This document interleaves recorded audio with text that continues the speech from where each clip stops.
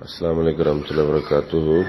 کسی بندے کے اوپر قرض ہے اور وہ 100% کوشش کر رہا ہے اس کو اتارنے کی۔ صحیح بخاری میں حدیث ہے، بوئسوا علی نیاتہم، ہر بندے کو اس کی نیت کے اوپر جزا اور سزا ہوگی۔ ایک بندے کے پاس گنجائش نہیں ہے، دیکھیں دو لوگ ہیں، فرق سمجھیں اس میں۔ ایک بندہ اس نے قرض لیا ہے نہ دینے کی نیت سے، وہ پرواہ بھی نہیں کر رہا، دے بھی نہیں رہا، اس کا معاملہ تو بڑا سخت ہے۔ لیکن ایک بندے نے قرض لیا اور وہ بیچارہ پریشان رہتا ہے اور 100% کوشش کر رہا ہے، بلکہ 101% کوشش کر رہا ہے کہ وہ اتر جائے، لیکن اسی حالت میں وہ فوت ہو جاتا ہے، تو انشاءاللہ اس کی نیت کے مطابق اللہ تعالیٰ اس کے ساتھ اچھا معاملہ کریں گے۔ اور دوسرا اس کا حل یہ ہے کہ وہ اپنے ورثاء کو کہہ دے کہ جب میں فوت ہو جاؤں تو جو میرا مکان، پلاٹ یا کوئی بھی چیز ہے تو سب سے پہلے میرا قرض اتارو، اس کے بعد کچھ اور کرو۔